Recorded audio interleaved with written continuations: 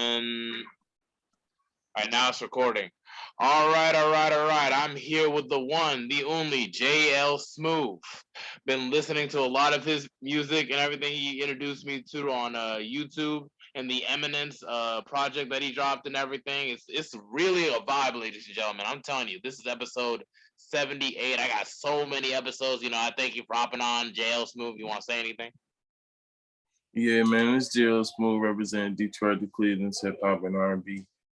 Oh, okay. So that's your main genre is just hip hop and R&B, like mostly through the R&B type of vibe and everything. Yeah, mostly R&B, but you feel me? I sneak out of nowhere and bite break on the hip hop side. I gotta say that. Yeah. Okay, that's cool, man. Ain't nothing wrong with that, man. Ain't nothing wrong with switching it up and trying to like put in your own flavor with anything. That's the great thing about hip hop. You can kind of pour in whatever elements you want. You can have all types of type beats. You can have a country type beat, like with Lil Nas X. Or you could have like some like reggae type, Afro beat type stuff. You know what I'm saying? Yeah. Your type vibe it kind of reminds me of Adult Swim to a certain degree. Like I feel like Adult Swim could probably play your music in between episodes and everything. You know what? I never thought of that, but yeah, I definitely listened to. I definitely watched a lot of Adult Swim back in the day. That might have did something. I feel like Adult Swim has a certain vibe to it where it kind of like influences people that watch it too. The whole abstract type vibe to it. It really stimulates your creativity. So it's like I wouldn't be surprised if you watch a Adult Swim. You be watching Rick and Morty. That's what everybody be going for is Rick and Morty. No, more like Aqua Teen Hunger Force, something like that. Hey, the OG, like the Venture Bros. Toonami, Samurai Jack, like I'm really old school with this shit. And Venture Brothers too and everything? Yeah. Yeah, I fuck with Venture Brothers. Yeah. I'd also be having some good shows, man. Like seriously, I don't even know what's up. Are they still making new episodes of Aqua Teen Hunger Force? I feel like they try to like shut it down for a little. They bring it back every now and then. They might not. You see what I'm saying? Like it just as far as like the characters they live on, like people live too. You see what I'm saying? Mm-hmm. So it's like everybody has a time. Like you feel me? Like for a while, I just found out that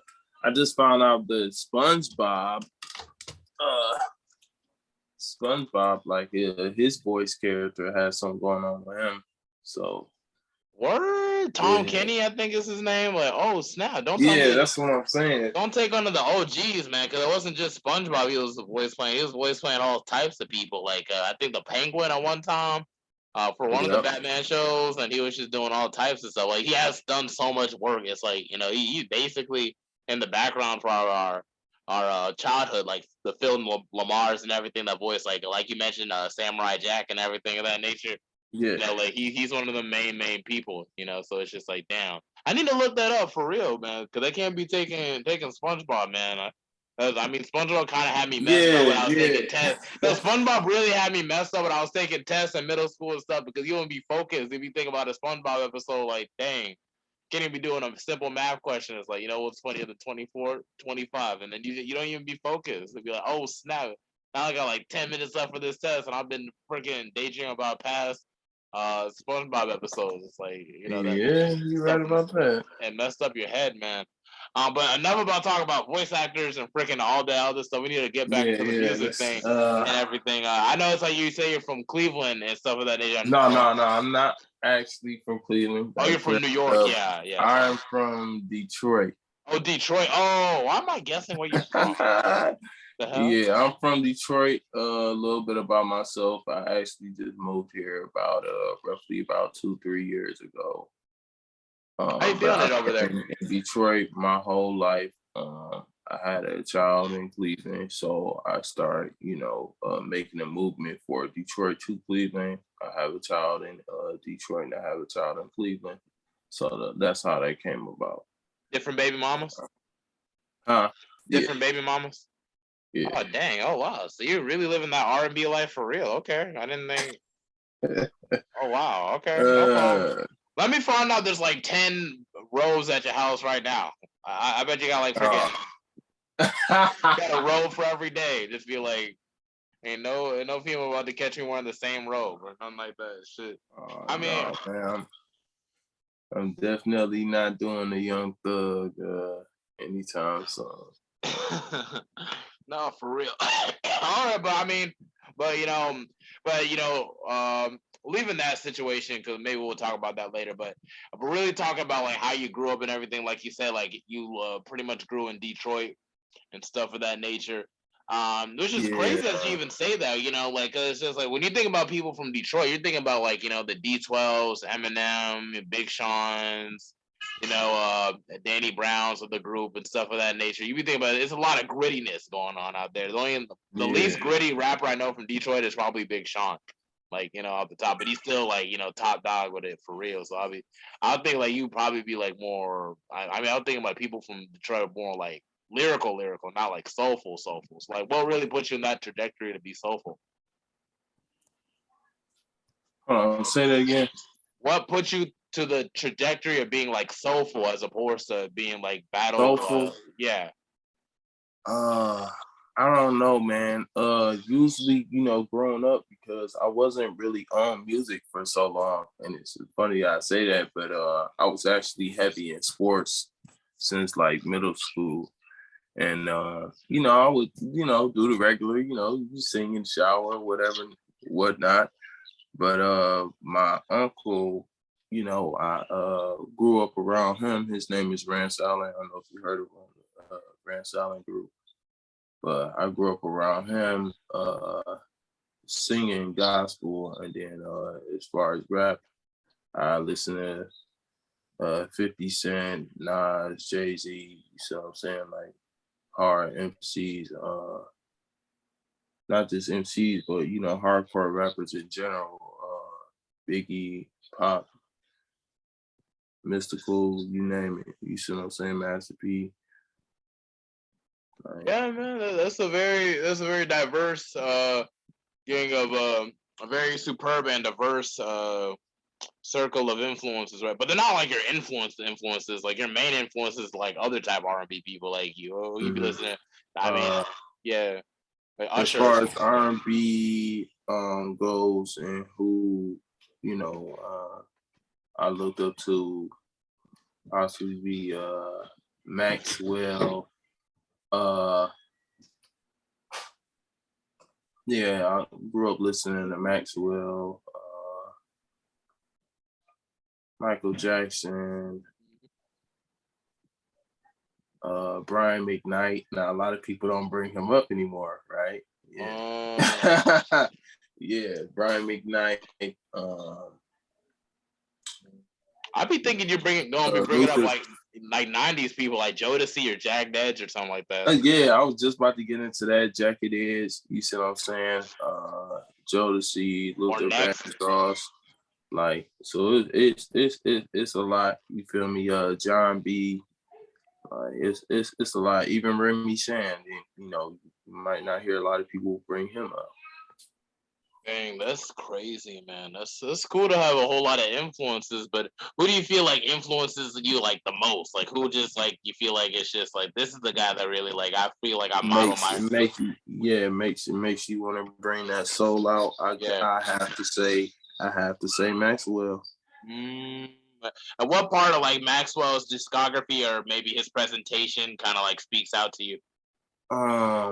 Well, first when you listen to an artist, it's not just your ears, you see what I'm saying? It's what you see. So what you would see, just looking at Maxwell, you see his afro, you see what I'm saying, which is basically standing out as a black artist himself. It for me, when I untwist my hair, it's like freedom, you see what I'm saying? Mm-hmm. So that's what I look at Maxwell. I look at him like a freedom artist. Also, when he sings, he brings out that soulful pitch that everybody needs. You might listen to music, but it doesn't touch your soul. You see what I'm saying? Yeah, no, I feel that. Maxwell's music just does that for you. Oh, okay. That's a good way to like to put it and everything. In regards to like Maxwell's success and everything, is there anything else in regards to Maxwell which do you seek to kind of emulate him or probably like surpass him, or do you just seek to inspires you? Surpass. Like I said, he definitely is somewhat of an inspiration. Like I said, being that freedom artist and having that soulful voice. You know, I would say for myself as an artist, I take it from a soulful pitch to a baritone to some other things that I can focus on as well. I said, yeah, mostly just blues and soulful music for me and hardcore hip hop. That's what you would get. Okay, and how far do you go back with the soulful thing? You know, a lot of people get inspired or get. Now I'm a bit of an old soul myself, you know, so it's like I'll go back to Al Green, Teddy Pendergrass, a little bit of like the Whispers here and there. You know what I'm saying? Earth, Wind, and Fire here and there too, and everything. Do you think maybe that genre or that era, in a sense, kind of influences you to a certain degree? Well, basically, me, I'm the new school of R&B. You know, definitely. And that's what you would get out of my music. You would get R&B, but you would get that I'm taking it back and I'm bringing back that fun music that you would like to hear, that inspiration that make you want to step again. You see what I'm saying? That inspiration that make you want to feel yourself get out. That's what you would hear just listening to thoughts. That's what you would listen to, just hear and pray for me, a deep soulful touch that make you think about life itself. That's basically what I'm trying to bring back, and that's just what I'm doing, man. That's cool, man. That's dang cool, man. Really bring it back as much as you can. Do you feel like artists like try to push the whole trap soul genre, like Bryson Tiller or like Tory Lanez? Do you feel like that's kind of like, or do you feel like that? How do you feel about stuff like that? Because I really like how they kind of remix the whole like old songs and everything and make it kind of modernized. But I feel like, do you feel like they kind of like they depend on it too much? I fuck with it entirely, you know. I gotta say I fuck with Bryson Tiller.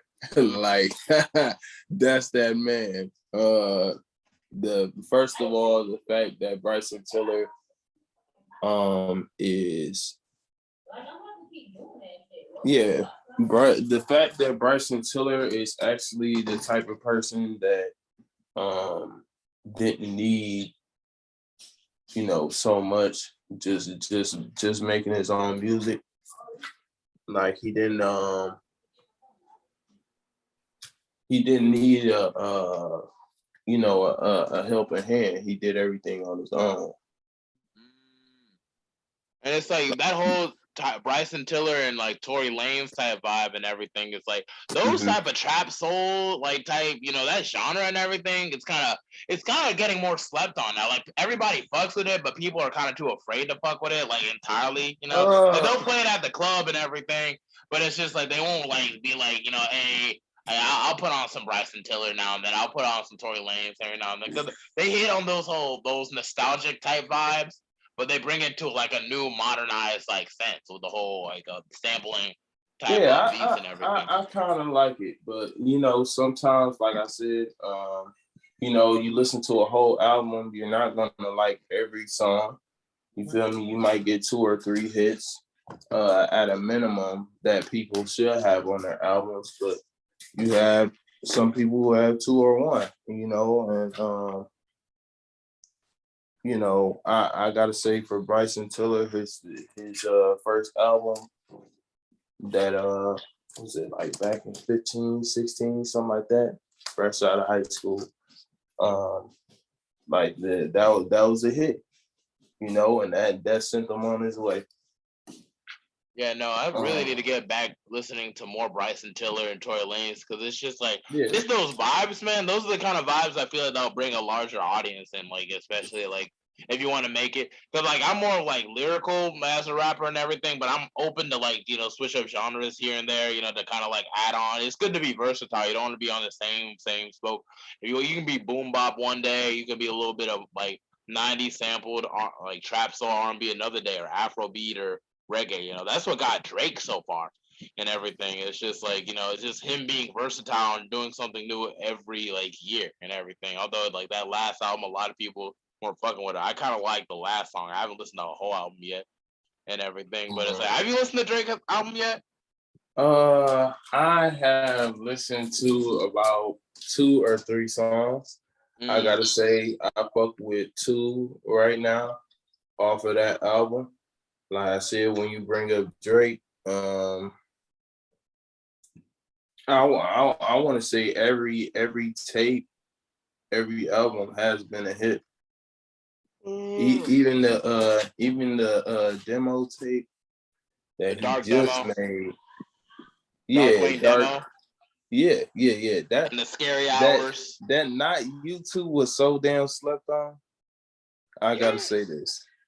If I'm the first person to say this, or if I'm the last person to say this, not YouTube was slept on.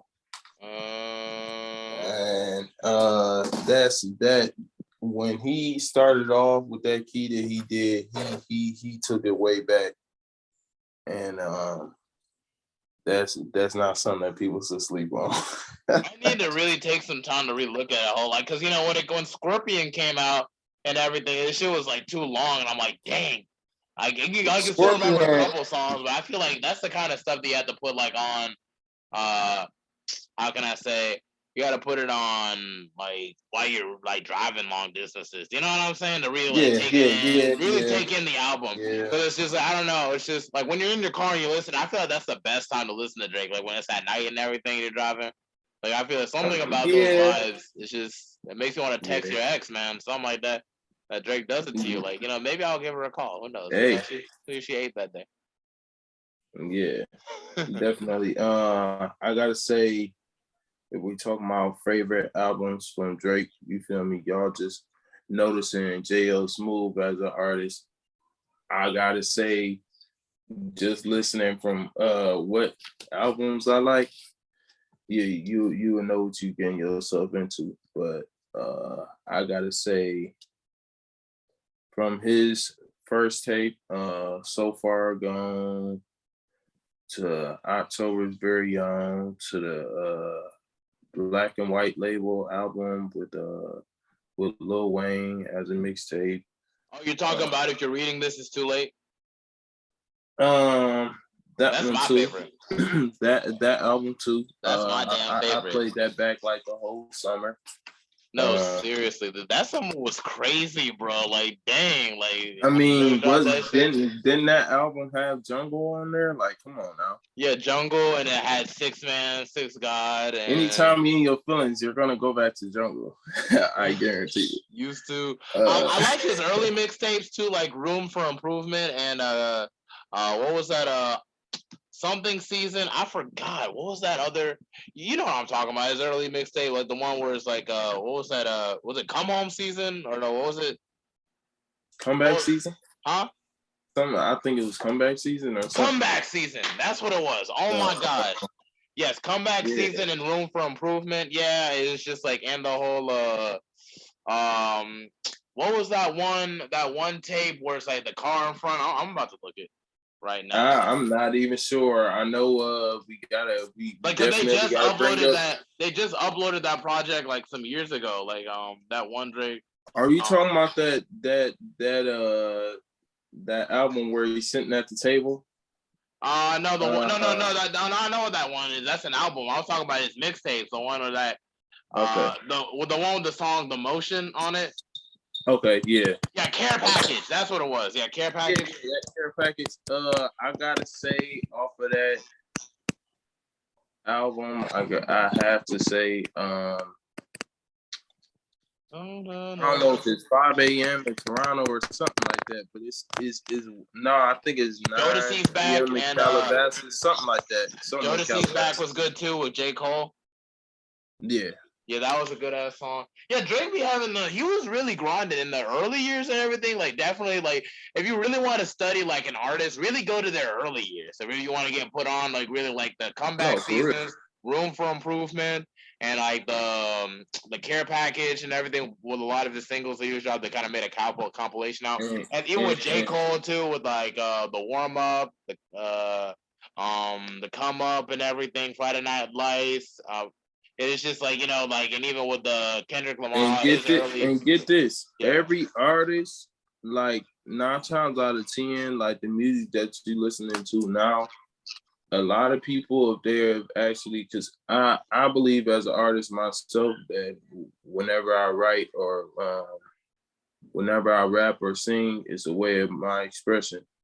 So imagine these artists, they are, right now, what's going on through their daily lives. You see what I'm saying? You have a lot of artists who are writing about their past. You see what I'm saying? And it allows them to do more than just make it in the future because they're expressing themselves. And a lot of times people might run out of ideas, what to say, their own ideas, especially when they reach a certain level, especially when they like reach a certain level and everything. That's what I feel like I'm seeing with Drake, especially because I feel like Drake's been winning for so long that it's just like, I feel like, I'm not trying to say he's losing his inspiration, but it's like, I feel like with this project, it's just more of him trying to try different things to kind of see what's up. You know what I'm saying? Like, when people kind of thought that what was Certified Lover Boy was kind of like a Certified Lover Boy was a good album. I'm still listening to that song. But people try to shit on it for it being mid. Album. I feel like the presentation was mid. That's what kind of messed it up. Because it's like when the cover was just a bunch of emojis of pregnant ladies. Yeah. I feel like that threw people off. Like, this nigga does not give I feel like, I don't know. It's just, I don't know. I would say the album cover could have been a little bit more mature, but as far as the songs on there, he definitely had about 5 or 6 that catch my attention. Yeah. I was definitely playing that back. At the time, shit, I was in a little breakup my damn self. So you feel me? I was definitely feeling the album, and for anybody who was going through anything at that particular time, I'm pretty sure they felt it too. For that Drake album, I like Fountains with Thames on it, because that was my first like taste of Thames, I think. And I like what was that other song? It's hard because I remember songs for their vibes. Like, it's hard to remember their by the title, like, a lot of the time and everything. But it's like Fountains was one of my main ones. I feel like Drake should just make an album and just let it be just Afro beats, like literally, like. Yeah, I gotta say, he should just do that. What does he have to lose? For Certified Lover Boy, I gotta say my favorites were In the Bible, Poppy's Home, TSU, Champagne Poetry. Way Too Sexy just ended up being a bop because you know what I'm saying? Like, Drake is getting into his stage to where he's like, I'm older and I need to have fun. Like a meme song, at least one meme song. I feel like he originated some meme songs, like, in a sense. I know some people but like people will clown Drake so much for being soft and everything, like the one like this like Hotline Bling song with the dances and everything. I feel like he did that on purpose because he knew it was gonna be mean. Like, that's another one. That's another hit though, because you feel me, Drake will always make you in your feelings about things, and he mostly talks about his relationships and shit.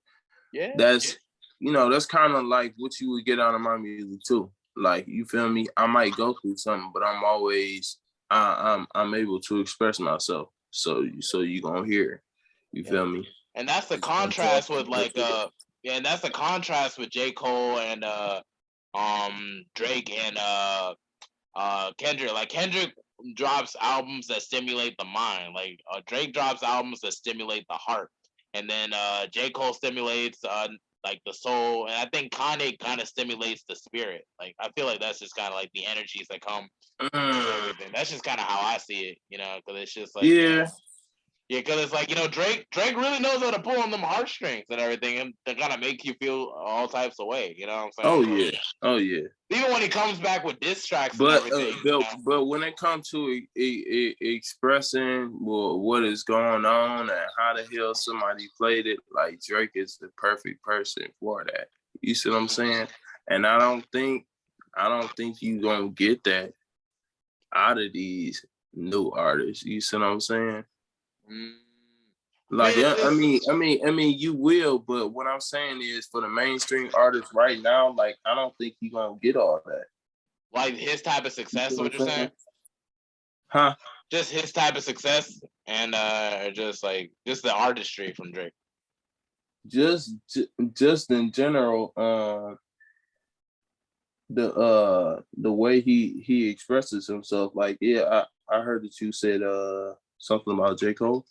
Yeah, J. Cole stimulates the soul, like Drake stimulates the heart, and then Kendrick stimulates the mind, and Kanye stimulates the spirit, like in energies and stuff of that nature. Yeah.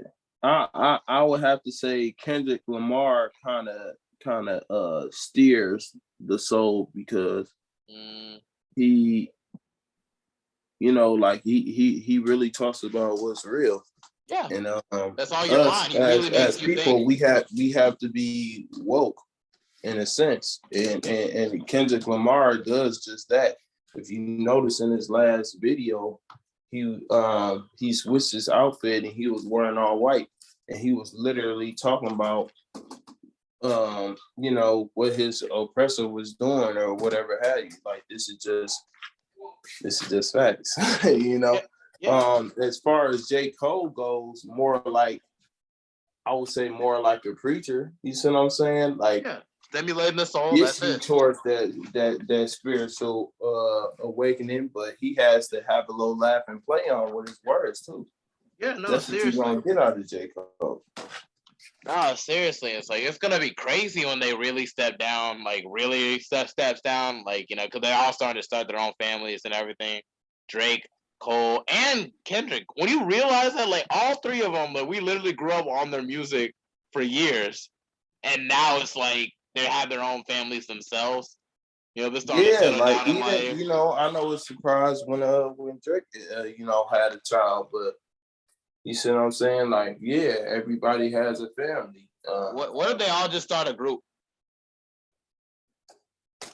Hey, I mean, that would be on them. If you know what I'm saying, they like, hey man, we dropping features. I need your help, but I mean, I don't see that happening with these three powerful artists we just brought up. Because they're just too privileged. I mean, they're too privileged. Yeah. Because it's gonna be hard to talk about a lot going on like that. Yeah. Yeah, man, that would be kind of crazy though, because like only like probably like a rapper son, like you think about it, is like Lil Romeo and stuff. Oh man. And that wasn't even, and that was just like on some kid stuff, and then he got his own TV show. Yeah, just like he really did get like traction when he had that Nickelodeon show, man, like and everything. Dude was everywhere. Lil Romeo and Bow Wow and them, but Lil Romeo's the only person I know like that actually broke through like to a certain degree, like after Master P. So it's just like. Biologically, that was the fun. Not like Birdman adopting Lil Wayne and stuff, or I want to say when it comes to somebody like literally standing up and putting the artist on and like keeping them on for a long time and like not giving up on them. I mean, I wouldn't know who the hell would. I mean, Birdman did that to Wayne, but at the same time, as far as him being a child and then growing up, like then again, I gotta say, he looked out. You see what I'm saying? No, don't want to do it. No, I'm not trying to disparage. I meant like in a case like a biological like offspring of like a rapper like making it or breaking through like to some degree, Oh, like only person I know is maybe Diggy Simmons a little bit, from Run DMC. But it's like, when was the last time you heard Diggy Simmons? Yeah, you're right. Diggy was doing his thing for a little minute. But it was more like Teen Magazine type shit. You know what I'm saying? Yeah. You know what I'm saying? Like he was really just there. When it comes to R&B, I ain't saying, you feel me, but Diggy ain't really popping. You see what I'm saying? Of course not. That's just what it was. Because he was already, because life was already meeting well for like come on that end. You know what I'm saying? Like the only rapper son I know off the top of my head that was like a spitter was like maybe like like Big Pun's son, but he didn't make it to the mainstream yet for some weird reason. Yeah, yeah. Baby See, Pun. that's deeper. That's just deeper stuff that you yourself gotta find out and listen to. I can't spill out all the songs. Yeah, you know what we've been doing the past couple of months? We just been talking about Drake and Kendrick and everything. We haven't been talking more about your music and everything. I'm sorry for that. Yeah, We got carried away with that. We can carry it off to like the next part because we're at 7 minutes right now. Yeah, I mean, a lot of time we got to talk about our news. We got to politic about our news, and that's our hip hop and that's our R&B. Oh yeah, most definitely. We can hop on in the next part and talk more about that for sure. We got about like 6 good minutes though. We can still stay on for a little bit. Just want to let you know for that. We can still keep it going, but it's just like we might have to do a part 2 into this. So mostly for everybody who is on listening to this podcast right now, you can follow me on Instagram at official JL Smooth. That's JLSMOOOTH. Also, you can follow me on, let's see, you can follow me on Twitter at BluntPace. That's BLUNTPACE. Furthermore, you can add me on YouTube at JLSMOOOTH. Like, share, and subscribe to all videos posted, or just tap in a general sense, see what you like. Yeah, and all that and everything. Yeah, but keep in mind we can still continue this interview when we hop on Zoom again. Or you just want and done with it like that, or is it just? Well, we didn't get to talk more about your stuff and like deeper into what inspires you or you get your creative juices from and doing music. You know what I'm saying? Right, we got carried away talking about Drake and Kendrick and all, which is like we could be here all day. I mean, yeah, but then again, you feel me? These are somewhat influences too, but we can't get off into the mainstream because they're doing their thing and they're, you see what I'm saying? They're you feel me? Well successful in their field. However, JL Smooth, I gotta say, I'm the new face of R&B, and y'all just gonna see just that. I got 2 videos coming up. I'm still working on my Thoughts video. Rain on My Diamonds video should be dropping tomorrow. Stay tuned for that. I just been working. You feel me? I got a R&B Summer Jam July 22nd. And in Cleveland, so stay tuned for that. It's just a lot going on. Oh yeah, sure. We can still continue this interview though. Just want to let you know. Do you still want to continue it, or you feel like you can come do a close, or what are you feeling? I would just say if you could play out my song. See how they like it. I would definitely like when I repost it and everything. I'm gonna definitely like post it on my story and everything, and post like a song and everything. So just like so my viewers can be able to look through it and tap through it whenever they can. So it won't be an issue and everything. But if we want to continue this interview, we can hop on again like after when it cuts off in like the next couple minutes. That's what I'm saying. And then I can just put the two stuff together and that'll be a whole episode. Like we go 30 minutes to an hour, so it's just like this was like the first half 30 minutes, so like the next 30 right. minutes. We can talk more about your music. You can grab what you need to out of the video that best supports the interview in itself, and also play the song after, and just kind of what I'm saying, do a little break time, play the song, talk back into it, whatnot like that. But I think we did great for the most part. For this episode, the editing is on your behalf. Yeah. Okay, that's no problem. I mean, I'm just saying, I'm gonna drop the links and everything so they can check out your page and stuff. But you feel like you pretty much said everything you felt like you needed to for this episode. Is that it? Because we can still keep going if you want. It's up to you. Yeah. Just to let all my fans know, I got 2 videos dropping, and I'm also working on. I got more than 1 video I'm trying to work on, but for the most part, like I said, Rain on My Diamonds video dropping tomorrow. working on the thoughts video. That should be done in July, late July. And then I also should be working on a video for my new single Touchdown. It's not on all platforms yet, but it will be soon. So look out for that. And you feel me? We just gonna make it a smooth world. That's cool, man. That's damn cool and everything. You mentioned you got a Twitter and everything. I ain't even got no Twitter, so is Twitter really necessary and everything? Like, what's Twitter even like? You never know. I swear, like, I'm only in Instagram, Snapchat, and it's just like I have Facebook, but Twitter was just something I never gravitated to. Yeah, you never know. These artists, like I said, these mainstream artists are still on Twitter and other platforms as well. So I just wanted to include that in there. I have an Instagram, also have a Facebook fan page. It's JL Smooth, JLSMOOOTH. I mentioned my Instagram, and basically, yeah, that's about it. Check me out on all platforms. I'm on Spotify, Deezer, YouTube, Tidal, you name it. Oh, okay. Shit, I mean, I'm even in Africa with it. You see what I'm saying? I'm overseas with it. You feel me? I'm tapped in a little bit overseas too. So that's good. Like just keep tapping in with me. All we can do is grow. Faith like a mustard seed.